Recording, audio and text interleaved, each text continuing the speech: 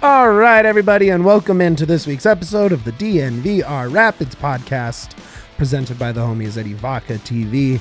I'm your host, Mitchell Caroll, a.k.a. Merchel, and I'm joined, of course, by the illustrious super producer, Yahir Vazquez. What's up, brother? What up, guys? How you doing?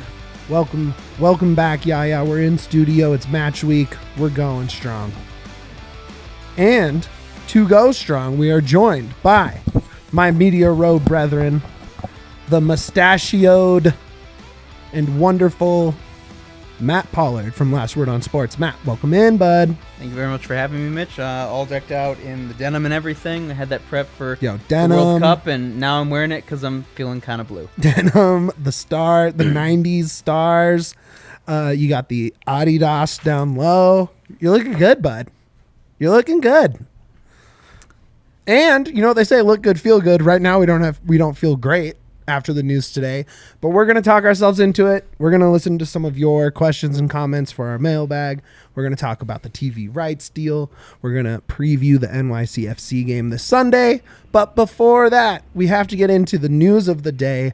Denver rejected as a host city for the 2026 World Cup, hosted by Canada and Mexico along with the United States, after what was reported as an underwhelming bid a couple months ago by Grant Wall. It was clearly underwhelming to the point that Kansas City was chosen over Denver as a Central Region host site. And we're going to miss out on some international soccer here in the Mile High City. Matt, what was your first reaction when you heard? Disappointment, not super surprised, to be honest. Same. I think it's well documented. I think the infrastructure and things that you have in place from what I think the fourth busiest airport or the fourth biggest airport that you have in the continental United States, obviously a great stadium situation. And really the biggest issue is just as long as you can catch an Uber or a Lyft from the airport or catch the A-line downtown, once you're there, everything is central. Something that we did not see in the case of the Nashville bid. Something did we not see, obviously, with Kansas City, which ultimately ended up being successful. So, I mean, I'm frustrated. There's stuff to pick out. There's already some stuff coming out. I'm hoping to have a certain person related to the Rapids and the commissioning bid on the phone tomorrow that might lead to some written-in podcasting stuff. I think there's more details than we know behind, so I think we should temper who we're pointing blame at. But in general, a bunch of people failed, and I think there's rightful disappointment in this result.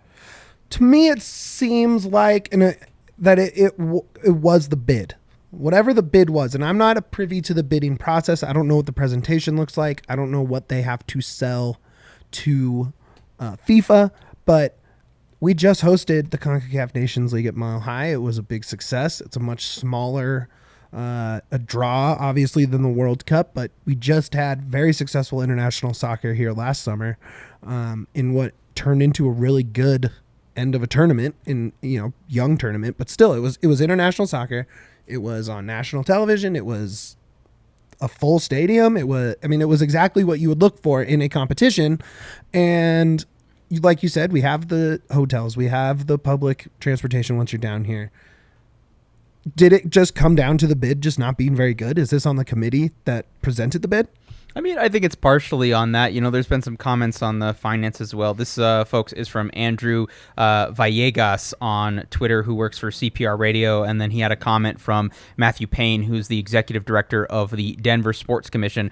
Quote, "We don't have the public funding and the participation there that maybe other destinations have. There wasn't a requirement to have your funding put into place for any of these cities. Denver was one of the few bids in the United States that didn't have either earmarked city or statewide funding to ultimately then push into that. You could argue that maybe Denver doesn't really need it because of where the A-line is and a few other things as well. I think a lot of it does come down to the bid, and I'm wondering how much of this also comes into perception. I'm curious to know, when I talk to a few people, Mitch, how much of this was a lot of people are crapping on Kansas City, and I get there's some frustration there I got given some the things to say, sporting baby. rivalry between those two cities, and saying it's one or the other. And okay, you want to point at like the culture that you have around Kansas City as a soccer city as well relative to Denver, and I think a lot of people had been conflating as it relates to the MLS team versus as it relates to generally within the city. Generally within the city, we've seen,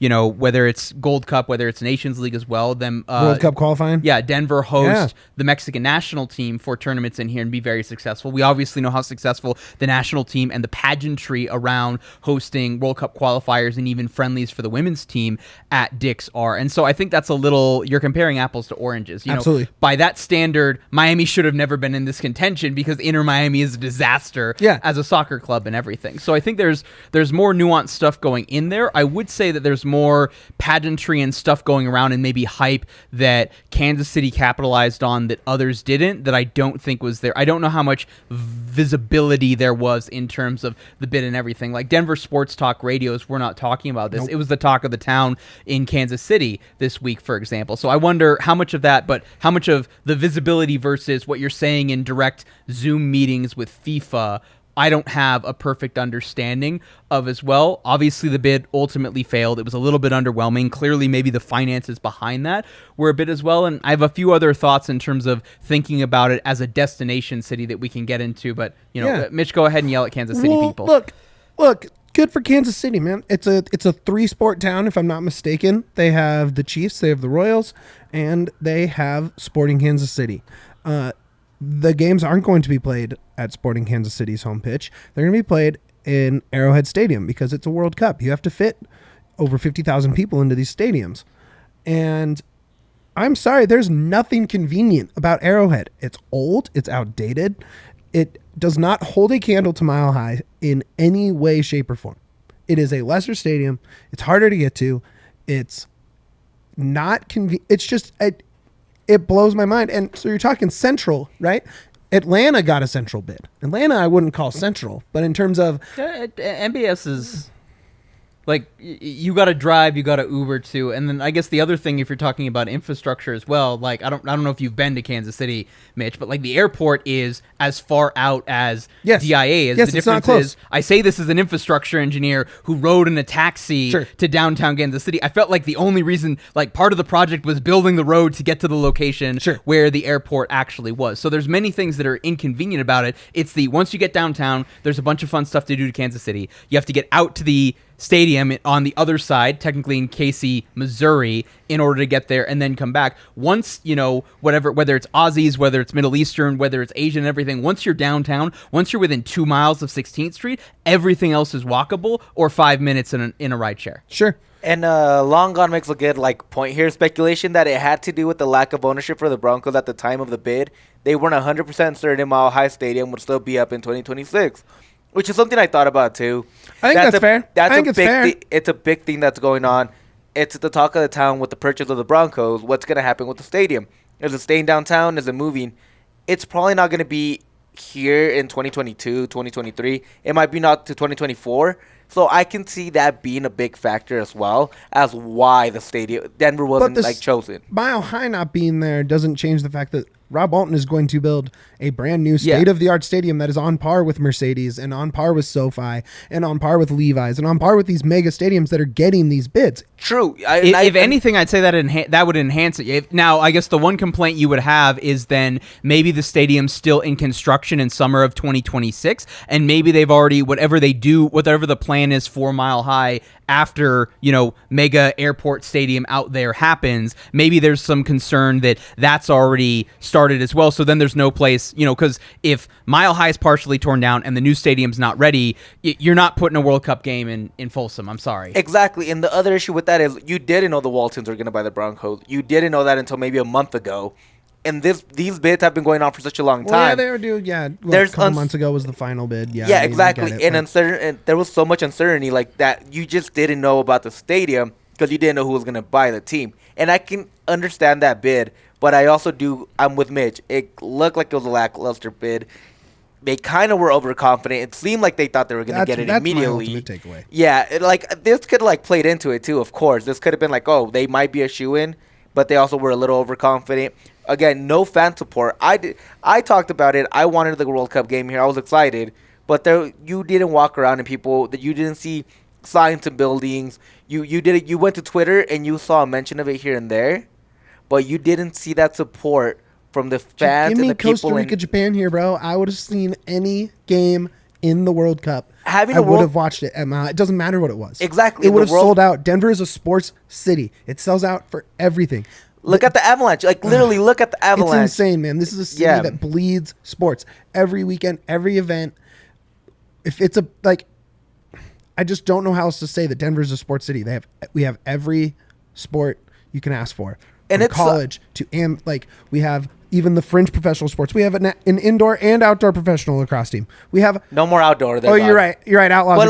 But you're right. Yeah, but we have all of it. Yeah, we have you're exactly everything. right. Like, you look at it, like, they show out, and it's a sad thing because I think this World Cup in Denver would have brought the state of Denver to its full circle of being the soccer town it should be. Yeah. Because Denver has talent. It has so much talent. It has so much teams. Colorado is a hotbed of soccer talent. Exactly. On the women's side, but still. No, and also on the men's side. Like, there is many Colorado kids that go and play professional, even if it's not for the national team. Sure. And that's the thing. This could have been a great launching point for Colorado becoming Soccer Town USA. Yeah. And it just wasn't possible. Instead, we got to travel 8 hours east on I-70, baby. What do you got, Matt? I got a couple texts from someone who may or may not be one degree removed from people on the committee bid.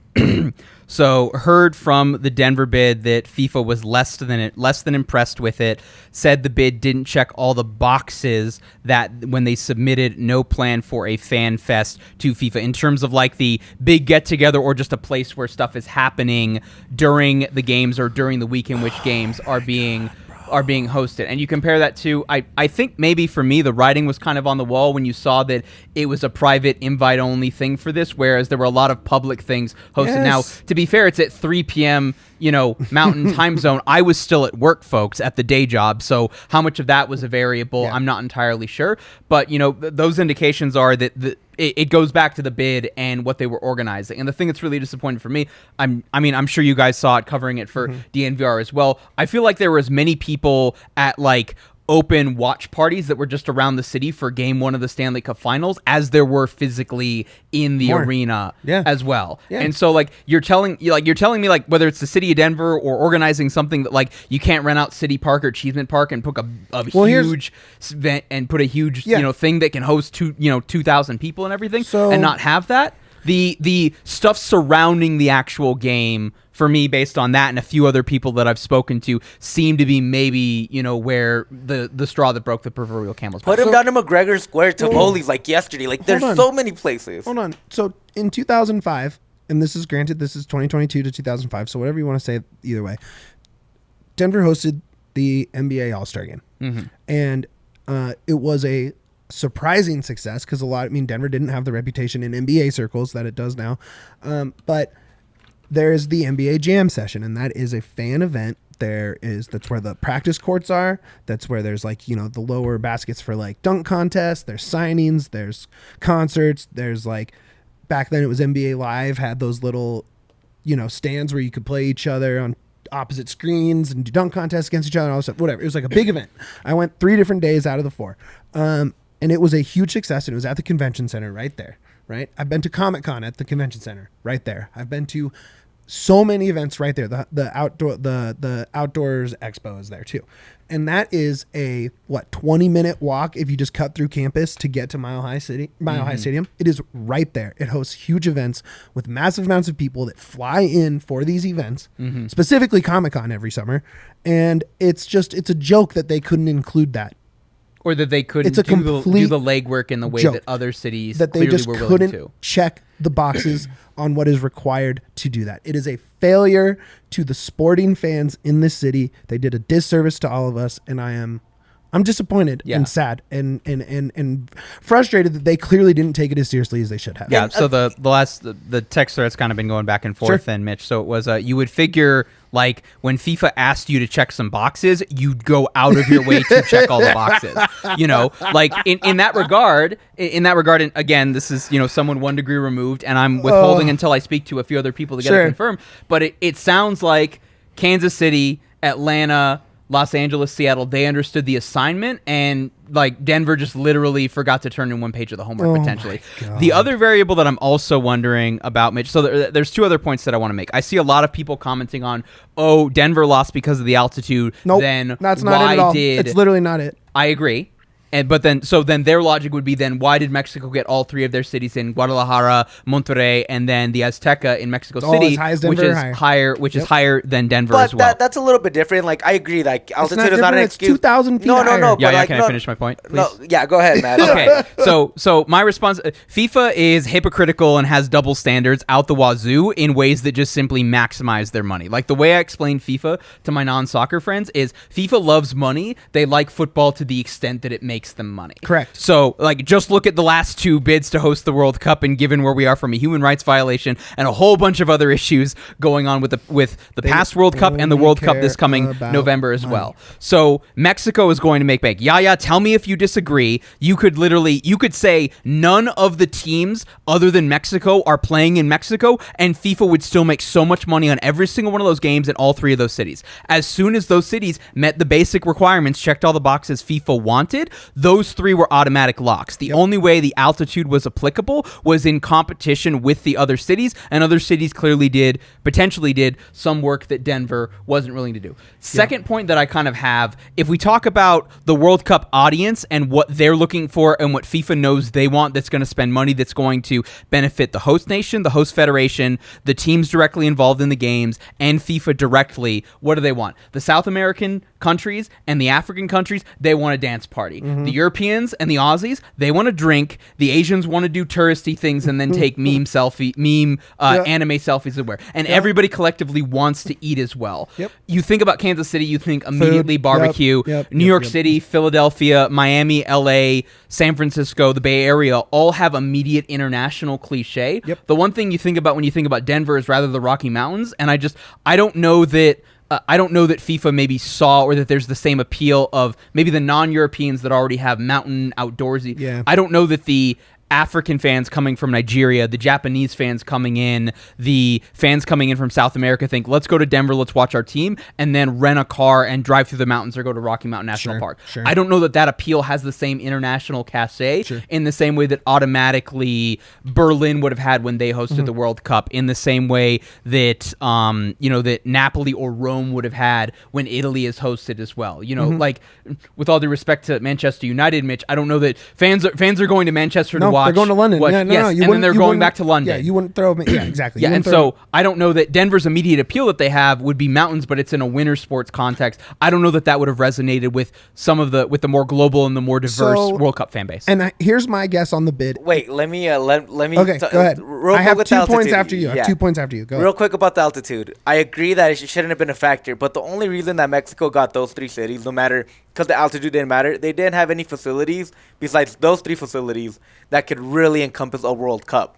Like it had the altitude had nothing to do with it, like at all. The only reason that they did them in those three cities that have huge altitude points, it's because Monterrey, Guadalajara, and Mexico City are the only three stadiums that can handle that much people and that much tourism around Mexico. Like, you can't go to Mazatlan, and that stadium is super small. Tiny. Like you can't go anywhere in Mexico that has that stadium. As soon as Vancouver went back in on it and they had BC Place, Montreal was immediately going to lose because the Stade Olympique is outdated. Exactly. So that's the biggest thing. But it's also good to get the West Coast side on Canada. Yeah, so I don't think for them it was like an issue like you said about money, or like, oh, they saw three prime locations. It's just they saw the only locations they had in Mexico. The U.S. was always going to be a bloodbath because all these football stadiums are huge. They can all fit them in.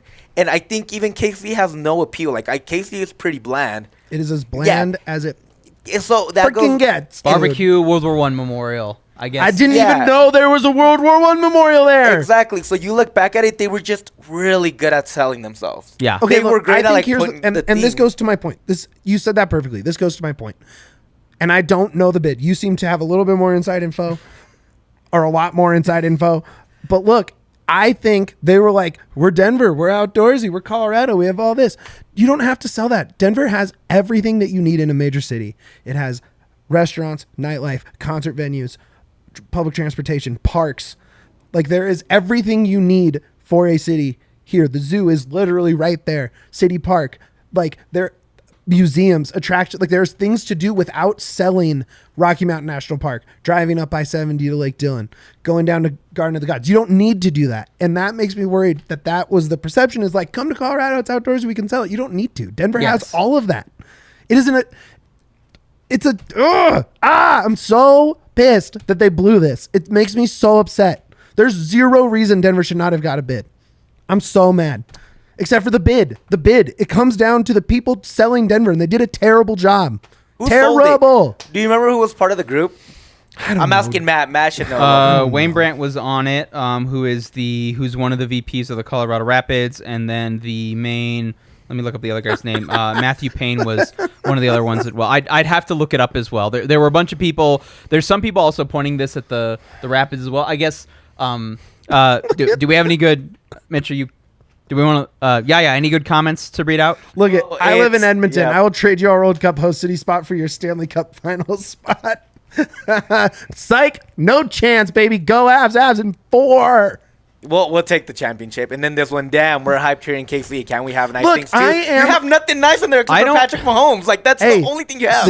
I'm excited for you. I am happy that you get to experience that in your hometown. I don't know that it was directly Kansas City competing with Colorado. Sure. I think the other thing that I guess if it's so local geographically, like the FIFA wasn't putting 2 host cities in Florida. So as soon as Miami was in, Texas they checked got 2. Yeah.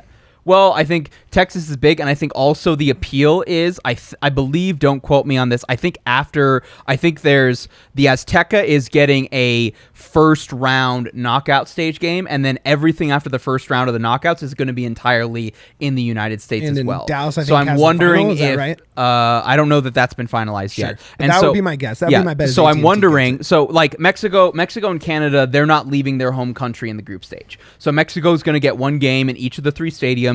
You'd set it up to where you would have automatically the group winner from the group that Mexico's in at the Azteca. You'd want that, and then you'd probably have Mexico play in Texas. So I don't underlie, I think, the geographical element of this, of proximity to that, and also proximity to travel. Like Colorado, and I guess maybe I'm talking myself out of my point of Kansas City and Colorado are the 2 ones dead smack in the middle. Could not be farther from in the middle of the country. So if you're talking about simply, I just want to fly from one coast to the other, and maybe that's a slight variable, but I think we could look at, there's other things that Atlanta did, that Boston did, that New York did as well. I don't think this was explicitly FIFA said to both of them, it's one or the other, and then Denver lost to every single other U.S. city that wasn't an automatic lock, which in my mind really would have only been Miami, San Francisco, the 4 corners. Yep. Yeah, it's San Boston. Francisco. I think Boston is the one that also kind of took it too. Once you had New York and Boston, Gillette sucks. Yeah, Gillette sucks. It's not close. It's not Boston. You're in freaking Foxborough. True, but you're also in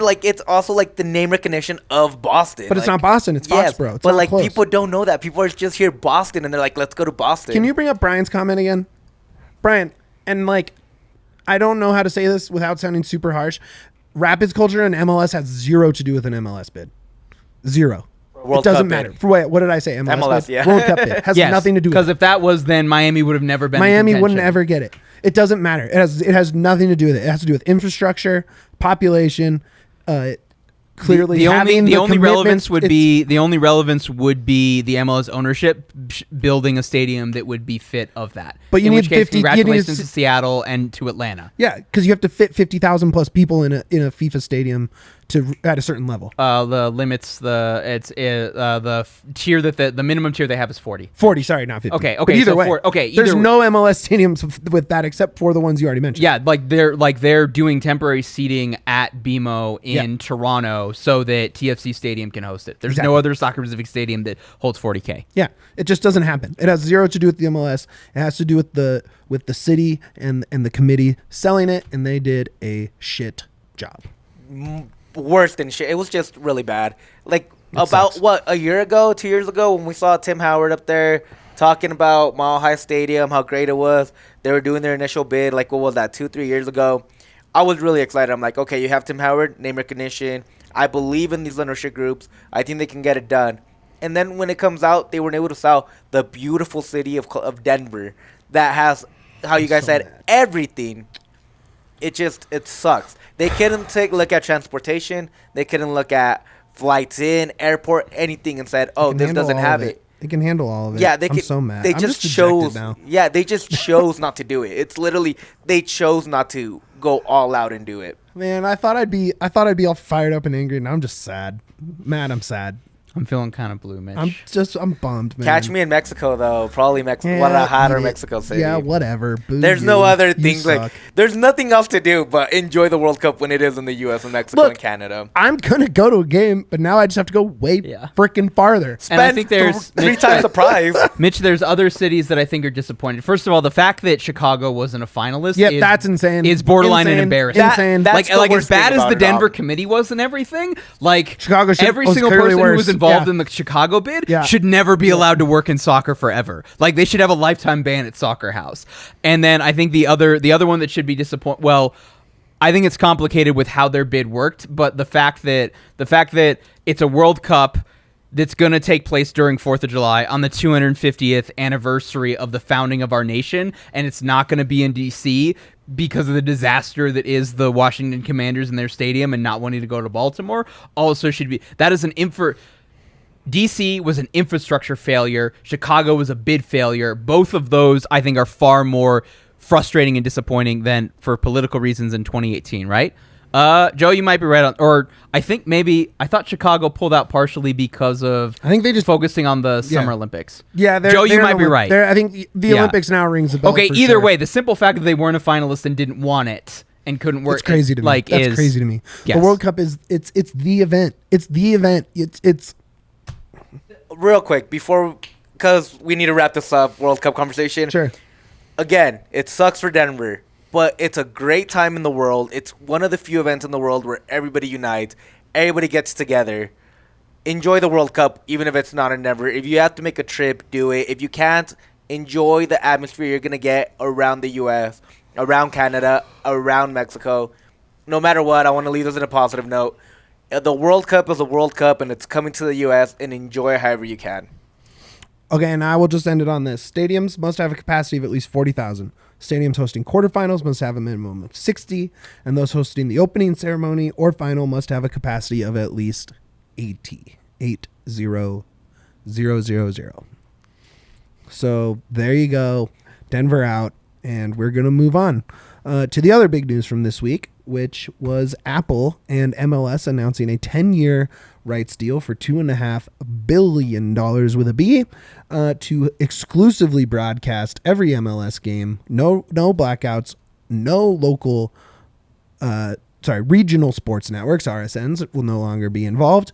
It is not an Apple Plus subscription that is tied to it. It is its own subscription within the Apple Plus Apple TV world.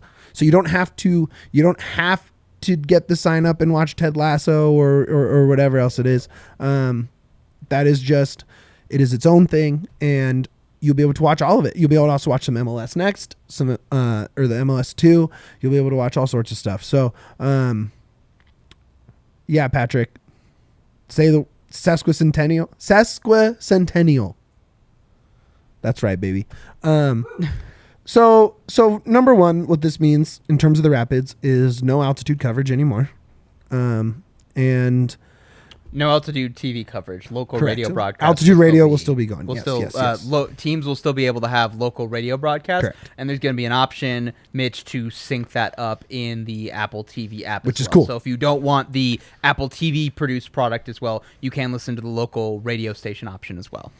So look, here's what this means, and it's a bummer, man. But you're gonna lose RSN coverage, and while I think MLS doesn't necessarily move the needle in when it comes to RSNs as much as baseball or basketball or hockey, it still is a community builder. It still provides voices in that community that are different than guys like Matt, me, Yahir, Jared and Wanners and Brendan and everyone else we bring onto these shows. Having a guy like Fleming and the rest of the guys that do the altitude broadcast, pregame, postgame, halftime, it's just more voices to lend and guys that are connected. And you are replacing that with potentially nationally guys, unless they poach some of these altitude guys who aren't really as plugged in. But that being said, accessibility, especially in Denver, is something that we don't have, right?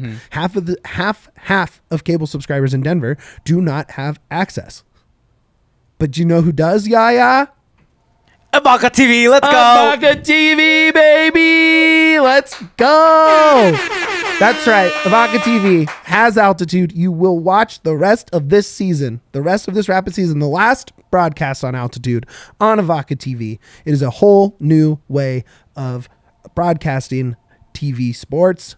It has altitude, has AT&T Sportsnet if you're a Rockiesman, like our friend Patrick over here in the studio.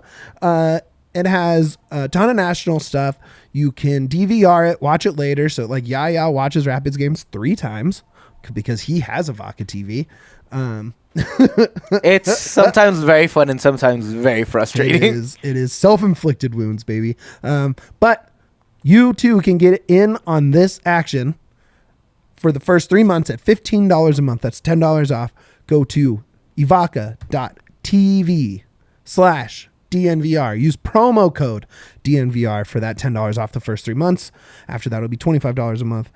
There is no hidden fees. There's no catches. There's no gimmicks. It is just good TV and local sports delivered to you. Thank you, homies at Avaca TV. We love you. Okay. Matt, when you saw this deal come through, gut reaction, positive, negative, and why? I want to see how they execute it because Sure. Apple TV hasn't done sports before, and as we've seen before on other outlets, They only have Friday Night Baseball, right? Yes. Yes. So, that's it. but yeah, so the first time that CBS Sports dipped their toe into soccer, there were some learning curves. Yes. So, so the big asterisk I want to put so on all of nice. this is I want to see how they handle some of this, and some of their in-house production, could take some things getting worked out that take beyond the 2023 season. Overall, I think it's positive because one, they got one.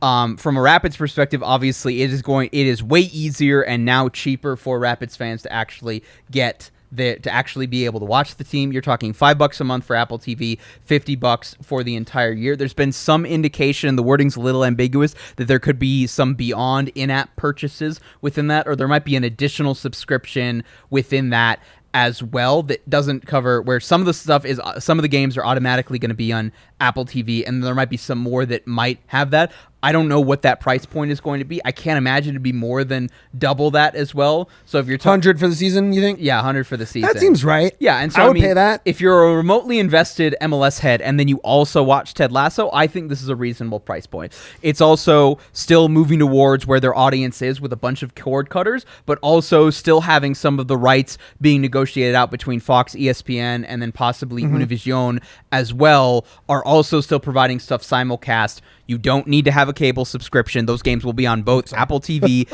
and the TV broadcast that you have as well. I think shows the breadth as well. And I think just if we're talking about this, you're talking about the price point. You're going from what, $80 million a year to $250 million a year is a big deal. Yep. And I also think the getting it for the one thing that from a financial standpoint you might be a little bit concerned about growth of the league is the fact that it's for 10 years. So by the time we get to 2033, whatever bump we get from the 2026 World Cup will have gone and passed. Now maybe Apple TV is kind of banking on they're overpaying for it for the next 4 years to hopefully make it a good deal for them in the next 6. I'm cautiously optimistic. Look, and I think it speaks to rising MLS team values, interest abroad. But I do want to touch on Logan's comment here real quick. Shout out Logan, as always. MLB games have been cool on Apple. I'm excited. What they've done, I like, is their booth is interesting. They got Katie Nolan from ESPN. I don't know if you're familiar with Katie Nolan. She is a much more of a podcast style host, and in terms of the third person there. Comedic, hilarious. Actually, she is dating Denver's own Dan Soder on Billions / stand-up comedian.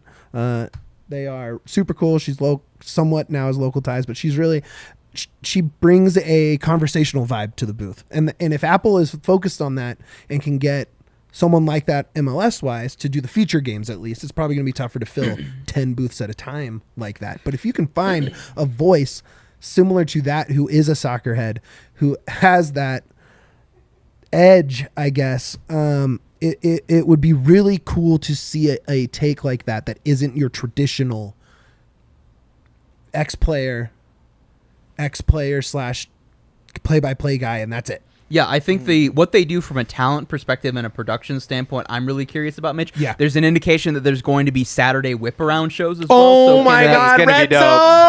Zone! Yes. So my question is, Let's can you go. do better than what Max and Herc have done for the Open Cup this year? Like, that's the bar that I think you're setting. I think they can. They have the money. Yeah, I think we will see some of the local talent get poached as well. Obviously, we love Fleming and Balboa here, but Yeah, shout out, man. They're both great. Yeah, but Daniel Kurtzlaven, Come on the show. Daniel Kurtzlaven in San Jose has been an excellent sideline reporter and sometimes in the booth as well. Shep Messing is a borderline soccer demigod in the New York metro area as well. I think Kevin Egan, who is with Chicago Fire and then now with Atlanta, has been fantastic. I think you bring those guys in, but I'm really curious to see how do some of those national guys handle it, because we've seen it where whether it's NFL or other productions as well, sometimes they're a little bit more neutral, and obviously the local broadcasts that we get are very focused on the team, but I've seen where fans have been frustrated where with ESPN Plus and then the out-of-town broadcast, and you can't pick between which broadcast that you're getting. If you only get one, it's a very one-sided commentary. I've noticed that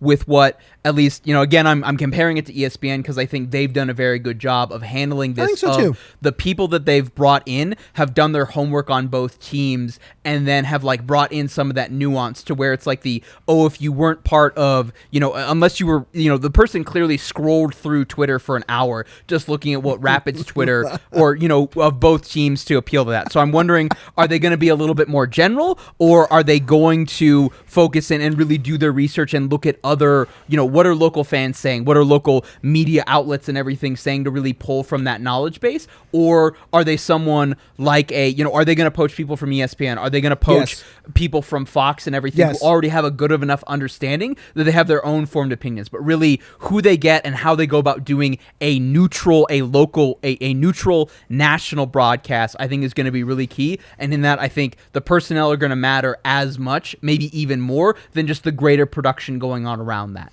It would be hard to summarize it any better than Matt just did right there. Yeah. Here's one thing I hope they don't do is anything like the fucking Twitter broadcasts. Those suck. They stink. Don't copy anything the Twitter broadcasts did. One thing I will say, I'm really excited about this. I'm really excited about the Apple deal. It sucks for the RSNs, of course.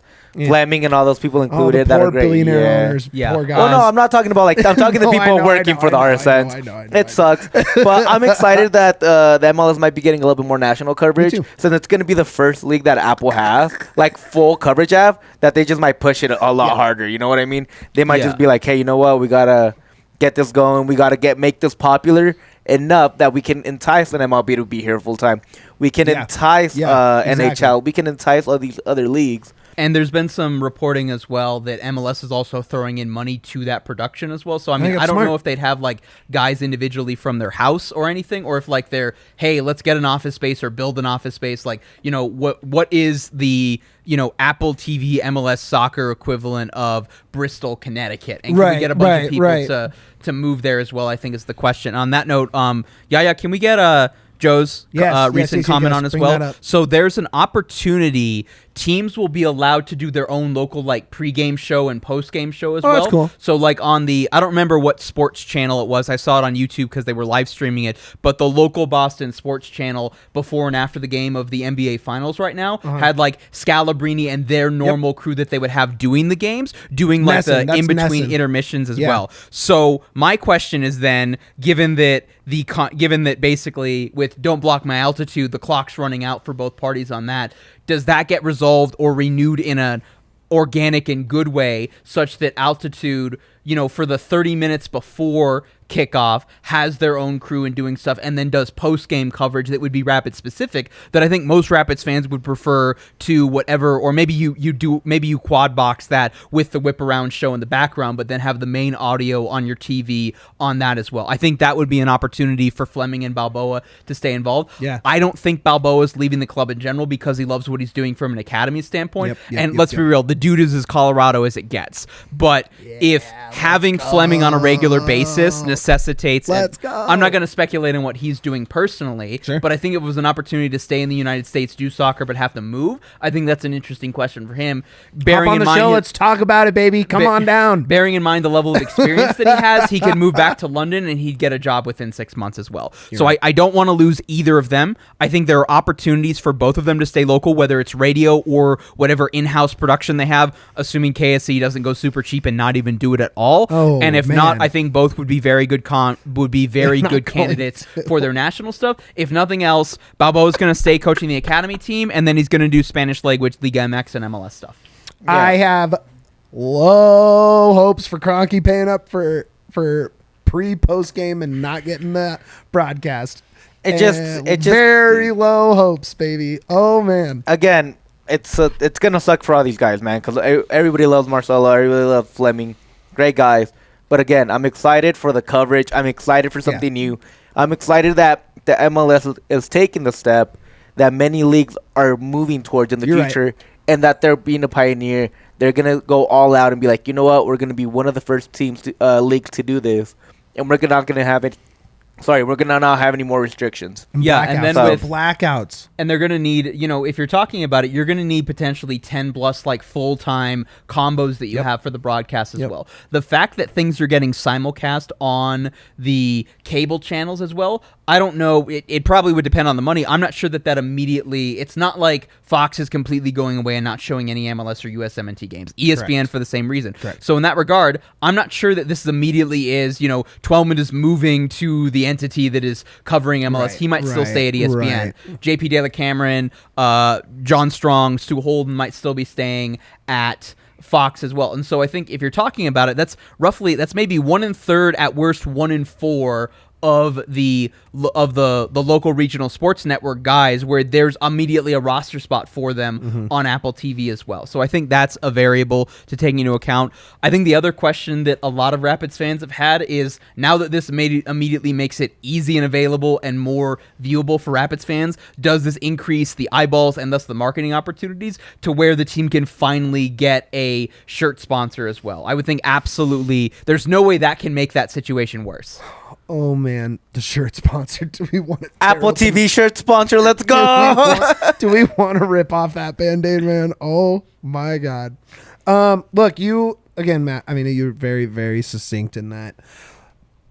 Globally, this is great for the MLS, and I think it's great for the MLS fans. Period. Yes. Everyone accesses TV and streaming now at home like it's second nature, right? Like this is moving out of the dinosaur age of traditional cable into what we have come to expect to consume media now. Does it suck for guys like Fleming and Balboa if they don't get to keep those jobs? Yeah, dude, it really does, because they're talented and they're committed. But I think a step forward is always going to have a cost to it, and unfortunately, it's going to be that. And who knows? Those guys will land on their feet.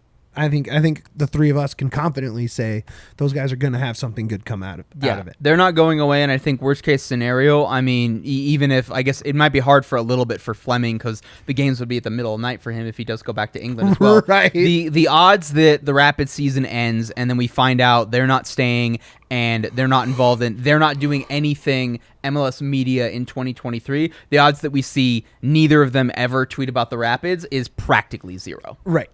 They're in the wool pidsmen, as we like to say around here. They're members of the Rapids community. They will be as active remotely if they end up moving on to other stuff professionally or moving geographically as Rabbi has been despite being in Pittsburgh. Yeah. Yeah, my guy. Do we have any other comments or questions that we want to get to, whether it was from Twitter or from here, that we didn't get to comment on yet? We got 2 comments. 2. So one of them, let me get it real quick. I had it up. Screw Kansas. Retweet. Yes, that's the one that we all love and care for. Screw Miami. Retweet, like, quote tweet. So we have one from Dr. F711 Nighthawk Nighthawk, shout out. 17117 Nighthawk. She's asking, why KC? Will DNVR be making a road trip? Do you like KC barbecue? Hold on, stop right there. Those first 3 questions. Okay. Not a huge fan of KC. Love Kansas City barbecue, and yes, we'll be making a road trip. And then the next one is, what's your favorite joint in KC? Beef or pork ribs? Burnt ends? Are you hungry? Burn ends, Jack Stack, undefeated. Burnt ends, and I am very hungry. Beef, burnt ends, and I've never been to KC. I love burnt ends. There is not a better barbecue product than burnt ends. Yeah. Actually, okay, and I can shout this out. If you are a Kansas City barbecue fan and you're in the Denver area, the Eddie Hotel in Golden has a food truck on the weekends. It is a Kansas City chef who does all the meats in the huge smoker they have. The barbecue is unreal. Go check that out if you need your burnt ends fix. They have a sandwich that is burnt ends, onion rings, sauce, cheese, pickles. It is so good. It is so good.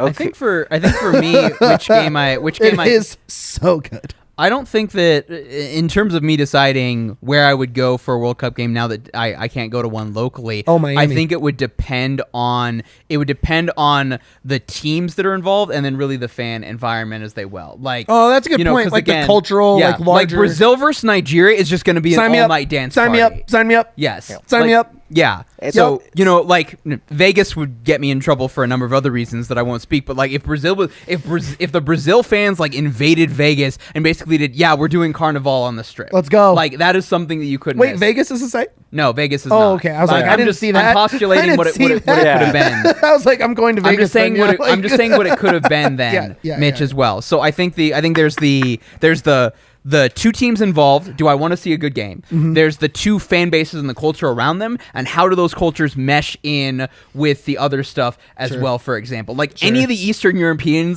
countries in Boston, with me having red hair, is just like townies fighting me, and I'm sorry, I'm not that much of a Dropkick Murphy fan to get involved in that. I can stay away from Boston. Thank you very much. All right, for Yeah. me, list is something like Miami, because I've never been, Atlanta, because I've never been, and Top Chef Houston made me want to go to Houston. That just ended.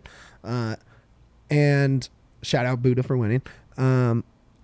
Food cities, like, big cities to cross off the list.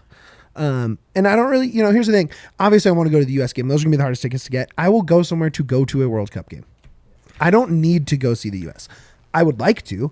That's going to be... Those tickets are going to be impossible. Yeah, it's going to be impossible. Yeah, for the most I don't part. mind. Like, I will, like I said before, dude, I will go see Costa Rica, Japan, wherever that is. Yeah. Yeah. For gringos like me and Mitch, which of the host cities in Mexico would you recommend?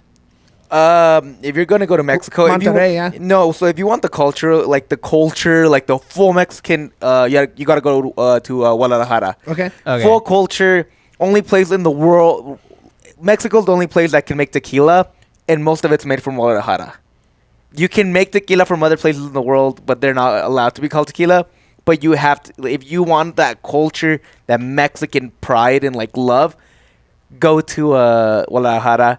For me, it would be the three Mexico spots, Miami and LA. If you had to go to a game, those three are those five to me are just must-sees. Not even to watch Mexico play, just watch anybody play. The passion is unrivaled, super fun. Great food all the way. I haven't been there either. Yeah, like great food in Mexico. Like no matter Vancouver what. in the summer would be Oh, dog. hiking in Whistler. I'm here. Like Let's go. that's basically the Canadian equivalent of the Yeah. Colorado bit as well. And I'm then into that. seeing their stadium, that's a beautiful, beautiful place. Gorgeous, world renowned. So Hey, throw Abel up there real quick. Any of them. Abel, shout out Abel. He's a hardworking member of the Rapids press corps, as I like to refer to us. And just it's good to see you in the comments there, Abel. We'll see you in a couple weeks, 4th of July. Be ready, homie. Man, we really don't even have much time to talk NYCFC. We have about 10 minutes-ish. Should we go? We should slide into that. yeah, we'll Yeah. do 10, 15 minutes. It's Yeah. fine. We cover the Rapids. We got to cover Rapid things. Yes, So. correct. Let's get into the 10-minute Rapid preview. Rapids without a road win, without multiple goals in a road game. Do either of those trends break on Sunday, Matt? No, NYCFC is possibly the best team in the in the MLS Eastern Conference. I think we said this before we hit the record button, Mitch. So I guess for Rapids fans who haven't been keeping up with NYCFC, their head coach Ronnie Dyla, who was with them to win MLS Cup last year, he pieced out. He is going to Standard Liege, which is in the Belgian First Division. Big move. big competition with Royal Antwerp, Sam Vines' club. Yep. Nick Cushing is taking over. He's an assistant head coach. He was with Manchester City's women's team. Most of the staff that are staying intact for the interim for NYCFC are either guys in the City Football Group or people who Ronnie Dyla has worked with for a number of years, possibly outside of NYCFC. They're going to play very, very similar. There's going to be very little tactically going on different. This is one of the more seamless mid-season departures for a head coach in terms of how the teams are going to look and everything. The bigger question I have for NYCFC has been Tati Castellanos, Golden Boot winner last year, scored in the MLS Cup against Portland to beat Portland. He is there's a bunch of rumors around him potentially either going back to South America or going to Europe. Reports are that NYCFC has put a minimum bid out for $15 million USD for him, which I still feel like is kind of low given how many goals that he scored and everything. I agree with that. And there's been Premier League teams that are interested in him. I think there was an Italian team that's been interested. The South American media, report one of the Brazil or the Argentine bigwigs interested in him basically every 2 weeks. If somebody calls NYCFC tomorrow and offers them $20 million, Tati is on a plane to go get a physical Saturday afternoon at the absolute latest. I think that is far more of a big factor in terms of what's going into Sunday. But, Mitch, you look at it, NYCFC is a very good team. They're a very good team at home, even without Tati Castellanos. And we also have to look at it. This will be just the Rapids' third ever game in their history at Yankee Stadium. It's a very narrow pitch. It plays wide. It plays almost like a basketball game going back and forth. And Western Conference teams that haven't played there in a while, the last time the Rapids played was pre-pandemic, 2019, folks. Their two games that they've played there are a 5-1 loss and a 4-0 loss. The 5-1 loss did have a red card in the first half, so take that with a grain of salt for what you will. But there's a bunch of players who've never played at Yankee Stadium. This team as a whole hasn't gone and done that. So when we think about an Eastern Conference team that rarely plays at altitude because they only play at RSL at Rapids once every year and everything, and thinking about that, there's a similar lack of familiarity that could be problematic for the Rapids. With that, Mitch, NYCFC is one of the best teams in the league. They'll probably still have one of their best strikers. It's an unfamiliar environment and everything. I think this is a tough ask. I will bite your arm off right now for 1-1. Here is what I'm hoping for. Get that first goal, drop everything back, and pray for the win and pray for the tie. But got to get that first goal. That is the whole key. If you're not going to play from behind, it's not going to happen. It's not going to happen. You can't plug the holes fast enough playing from behind against this team, especially in Yankee Stadium. It's just not going to work. That being said, no Rubio, correct? Yellow card accumulation. Yes. Yep. So no Rubio. Stupid DraftKings has him still listed. As That's really frustrating because Rubio not being here feels so self-inflicted. So like him fighting with the referee and accumulating those yellow cards, so frustrating to me. So now it's the Giassi Zardes show. If we want goals, and Juaners, our boy from the C38 podcast. The other question that we had. The other question from Twitter was, do you have it ready? Yes, I do. Give me 1 minute. I had it ready, okay, so I don't have it ready. No, you're right. I don't have it ready. So it was, how many more games does Zardes go without a goal for me to say I told you so? Well, Juan's been saying I told you so. I'm gonna say now. So yeah, you've been saying it since Zardes got here. Yeah. So I'm gonna say if 4th of July. If we're watching the fireworks show after 4th of July and Zardes hasn't scored a run of play goal, not from the spot, then it's time to panic. Yeah, I think that's fair because then he would have been. I think that would be his 6th game. There was some lack of availability with the yellow card, or not the yellow cards, with the hamstring injury as well. I think that's a fair judgment because he's been in training the whole way. He was involved in both of the Rapids 2 asterisk games. 1.5. 1.75 for me. Sure, I mean, basically. Fitness shouldn't be an issue. He's obviously going to be the starter and everything. Playing in Columbus, he's played at Yankee Stadium multiple times. So if anything, him and Jonathan Lewis, former Pigeon himself, will have familiarity with this. And I think the Rapids are going to go in and understand that they don't have the ball and try to play out wide. I had a NYCFC reporter on my podcast earlier this week, Mitch, holding the High Line for those of you who are holding the High Line. If you don't listen to it, you're an idiot. And they commented on how the ball play. Basically, I asked the guy that I interviewed, Riley Frayne, what the how NYCFC tries to take advantage of it, and basically the way that he described it was Michael Barrios should play perfectly at that pitch with the way that it is. So I go 4-3-3. I'd have 2 6s and 1 8, and then I would literally get the ball to Danny Wilson and then just pick Lewis or Barrios to ping it out to, and then Zardes is that channel runner trying to find the space between the 2 center backs, and then just try and play that. Worst case scenario, it goes out of bounds, reset the defense, and then somebody get a hand on Tati. Look, Barrios, man, he has been playing well. Lewis, he has been playing well. They haven't finished. We'll say Lewis has been playing okay. I think Lewis has been doing exactly what he is supposed to do in his position. He's had moments. I'll give you he's had moments. If by doing exactly what he's supposed to do in his position, you mean shoot out of bounds or right at the goalkeeper, Mitch, then... Except... You guys started making noises. Except the biggest part. Except the big thing for... Yes, but... Look. Soccer is viewed in the aggregate.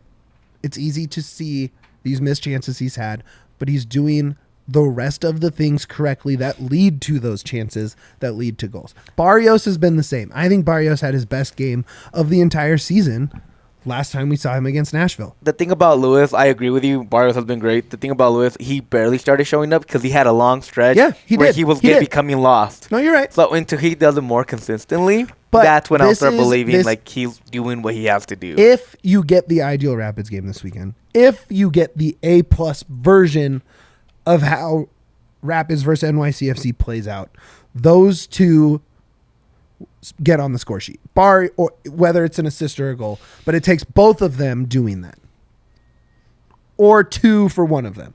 Does that make sense? I would say from the run of play, those are the 3 most significant ones. Yes. I would say it's assists for Barrios most significantly. It'd be a goal for Zardes. Lewis, take it or leave it. Or Mac. I think Mac can play into that well. Yeah, I think the only other weapon that we'd really want to see is with how narrow the field is. It's tiny. Yeah, with how narrow the field is, a Jack Price short corner is going to the back post. Ooh, so do we see something from set pieces from the Rapids, given that they've had 3 weeks to think about the loss to Nashville, and they've had 3 weeks to prepare for this, as opposed to game on Saturday, day off Sunday. Okay, in Monday, we're playing at Yankee Stadium. It looks like this. We've got 2 or 3 days to figure that out. Lawless header? Do we see something like that? So I would say if I'm organizing 4 players that are most significant and need to show up offensively, I think Zardes has to be number 1 because Rubio's out. Lewis is number 2, and then I flip a coin between, do you want Barrios 3 or Jack Price on restarts on corners 4th? Quick question. Yeah, if go you ahead. guys, if the Rapids played well and they lost, would you be surprised? No. Neither would I. I could see the Rapids actually kind of dominating the game and then still losing. That's just the Rapid way. With the 2 chances they give up and season. Tati scores both of them, I could add that is absolutely within the Rapids multiverse. That's the way I see the game going, if I'm honest. Yeah, look, it's probably not going to be a win, man. Like Matt said, well, you pray for 1-1 because it won't be 2-2. The Rapids can win this 1-0. They can maybe win it 2-1, but I just don't see it happening. I see this one being the frustrating one. Maybe you rebound at Portland next weekend. Maybe again another tough place to go get points. It's gonna be a rough couple weeks. That's at the end of the day it is. I hope. I think your outside backs are gonna be pretty critical here this game as well. Keegan has been another person who seems to be doing everything right except the finishing. He's due for a howler here soon.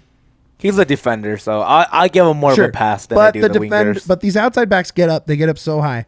I think both him and I just want Keegan to have that game. He has a howler in him once a season, and it would be sweet to get it in Yankee Stadium. I think the midfield is also going to be extremely important, Mitch, because we've seen whether it's Maxi or some of the other guys that you have in the midfield, those are extremely important. So it's a narrow field. There's less room that Brian Acosta has to cover. He should be able to thrive in being a disruptor there in ways I would expect Kellen Acosta to dominate this, where he's still with the Rapids. And then I'm wondering whether it's Mark Anthony Kay or Max, can they win the possession battle against Keaton Parks, who's kind of gradually fit into a versatile role as more of a regista for NYCFC. But I think if the Rapids are able to win that, I think that'll negate some of the attacking advantage that NYCFC has, because if nothing else, the Rapids will be able to cover space, recover the ball in normally what we'd think their defensive third is, but even then still they're only 40 yards from the attacking third as well. So it could, if it can turn into a basketball game where it's really 4 guys in attack and then 7 guys in defense, I think that's a recipe for the Rapids to be sound and dense defensively, but then still give opportunities in space for their attacking players. And it's going to come down to the Rapids might get 1 or 2 really good chances on the break, and Zardes or Lewis are going to have to execute. One player I want to touch on really fast, and you did mention him, and it'll probably be in a sub appearance. Don't expect to start, but I was talking to Robin Fraser after the game, or we were talking to Robin Fraser after the game. He had nice things to say about Max in terms of breakthrough in training, breakthrough in the locker room, and I thought he did have probably his most sound performance off the bench in terms of mistake-free, played within the offense, didn't really freelance a ton. Is this going to be a step in the right direction, or was Nashville a fluke, do you think? I think Max has been, from at least in terms of what he's done in training, I think Max has been making gradual progress since he arrived for the Colorado Rapids. Yeah, absolutely. I think the Nashville game was indicative of where that progress has been in ways that we have not seen in actual competitive games before. I still think he has a lot of progress to make, and I still think Mark Anthony Kay is going to start, and I think it's going to be a pivot to Max if they need to try and do something, and Kay's gassed. But, I think, Mitch, with how bad the Rapids have been on the road, it's going to take something, it was going to take something spectacular, fluky, and completely unpredictable for the home unbeaten streak to happen. It is going to take something like that on the road. These are the things that happen in MLS. Rando 40-yard screamer from Max to get a 1-1 draw. Let's go. Sounds like something the MLS scriptwriters would totally throw in there purely to troll NYCFC fans. Love it.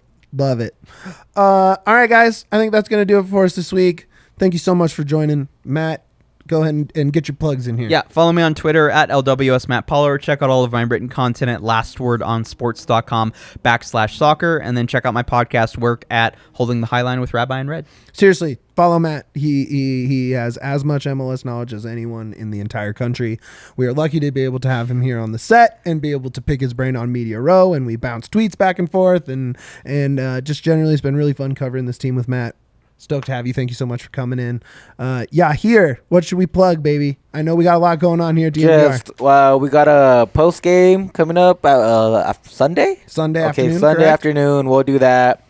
Again, enjoy the Rapids. Enjoy the World Cup whenever it comes. What else? Find me at Twitter. Yahir. We got a big thing going on right now here at DNVR, we do have a huge thing. Go Avalanche, Let's man! Go. Stanley champs. Yo, okay, get here. If you are coming down on Saturday for Game 2, get here at like 11 a.m. Well, the doors open Almost. at 3. So get here at 2:30. So look, the door. We put up a video. It's probably off the Instagram story by now, but it was 45 seconds to a minute straight of people walking in through the door. The tables were full. If you want one, you need to be here when the doors open and hang out and have fun. There's probably 200 plus people here last night for the win. It was a great time. We have some big giveaways. We have some really fun crowd stuff that I'm not going to spoil yet, but with some giveaways that'll make the visuals really cool. It's going to be a really fun time. Please come down. We have tons of stuff from Breck Brew, from Sexy Pizza, from Athletic Greens, from FanDuel, from us, from The Locker. Get your stuff in The Locker, of course, as head of merchandise for All City. I want to get those shirts out the door. Go ahead and come down, subscribe, DNVR Sports YouTube. Get your membership at DNVRsports.com. Follow Yahir at YahirG_Vazquez on Twitter. Follow DNVR _Rapids. Follow Mitch __ Caroll. We're getting that check mark, baby.